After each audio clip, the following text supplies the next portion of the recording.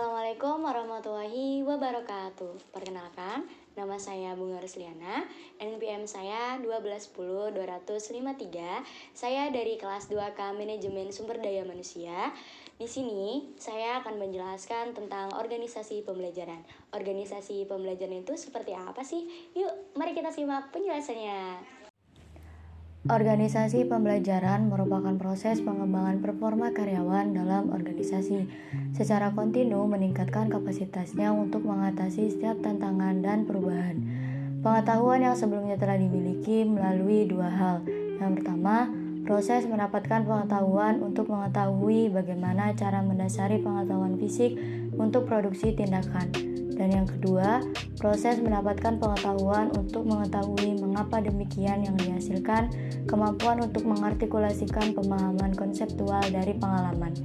Tingkatan organisasi pembelajaran dibagi menjadi 5. Yang pertama, berpikir sistem. Berpikir secara keseluruhan terhadap interaksi antar unsur dalam batas lingkungan tertentu yang bekerja mencapai tujuan. Yang kedua, personal mastery. Upaya keahlian terus-menerus dalam mengklasifikasikan visi pribadi, visi organisasi, memfokuskan energi, mengembangkan kesabaran, melihat dengan objektif, dimulai dari hal yang sungguh-sungguh bagi organisasi. Yang ketiga, mental model. Kemampuan sikap mental atau model mental yang dimulai dari penguasaan pribadi yang tinggi dalam keadaan hidup selalu belajar. Yang keempat, membangun visi bersama. Kenyataan perjalanan terus-menerus sepanjang berhubungan dengan visi kepemimpinan yang memberi inspirasi pada organisasi, merupakan kapasitas untuk berpegang pada gambaran bersama akan keadaan yang ingin diciptakan di masa yang akan datang. Dan yang kelima, tim pembelajaran. Pembelajaran dalam tim dimulai dengan dialog, merupakan kemampuan anggota tim untuk menunda asumsi dan masuk ke dalam pikiran bersama secara murni. Teori pembelajaran dalam organisasi dibagi menjadi 3. Yang pertama, operant conditioning. Kondisilah yang membuat perilaku orang mau belajar secara sukarela untuk memperoleh imbalan atas prestasi atau kegagalan atas kesalahan yang diperbuatnya. Yang kedua, classical conditioning. Ivan Pavlov, ahli psikologi Rusia, melakukan eksperimen dengan mengajarkan anjingnya untuk merespon suara lonceng.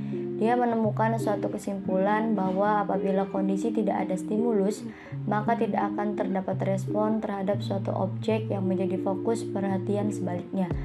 Dan yang terakhir, social learning theory. Robbins menguraikan tentang social learning bahwa orang atau masyarakat akan melakukan pembelajaran melalui pengamatan dan pengalaman secara langsung tentang terjadinya masalah atau objek. Aspek strategis organisasi dan hambatan pembelajaran.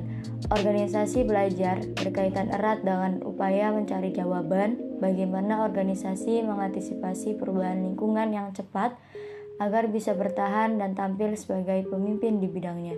Organisasi belajar membutuhkan komitmen pada organisasi dan perlu menghilangkan 3 penghalang belajar, yaitu berpikir pragmatik, kompetitif, dan reaktif. Melalui perubahan cara berpikir dengan cara memiliki knowledge menyeluruh, memiliki peran penting dalam komunitasnya, memiliki kemampuan bahasa menjelaskan, dan menerima perbedaan pendapat sehingga mampu mengubah sikap reaktif menjadi kreatif. 3 fungsi kunci dalam membangun organisasi pembelajaran. Yang pertama, membangun komitmen pada pembelajaran dibagi menjadi 5 poin. Membuat pembelajaran sebagai komponen visi dan tujuan strategis, investasi dalam pembelajaran, mempromosikan luas tentang nilai pembelajaran, mengukur tolak ukur menelusuri pembelajaran, dan menciptakan penghargaan dan simbol pembelajaran. Yang kedua, bekerja untuk membangkitkan dan dampak yang dibagi menjadi 4 poin. Yang pertama, implementasi program perbaikan terus-menerus, meningkatkan kompetensi pekerja melalui training dan membeli keahlian dari organisasi, eksperimen dengan gagasan dan proses kelas dunia, dan identifikasi mental model proses organisasi. Yang terakhir, bekerja mengendalikan gagasan dengan dampak yang dibagi menjadi 2 poin. Yang pertama, menciptakan prasarana yang menggerakkan gagasan sepanjang batas organisasi, dan yang terakhir, memutar pekerja dari batasan fungsional dan divisional. Nah, itu penjelasan tentang organisasi pembelajaran. Semoga dapat bermanfaat bagi teman-teman yang telah menonton video ini. Jangan lupa like, komen, dan subscribe. Sampai jumpa di video selanjutnya. Bye-bye. Terima kasih. Assalamualaikum warahmatullahi wabarakatuh.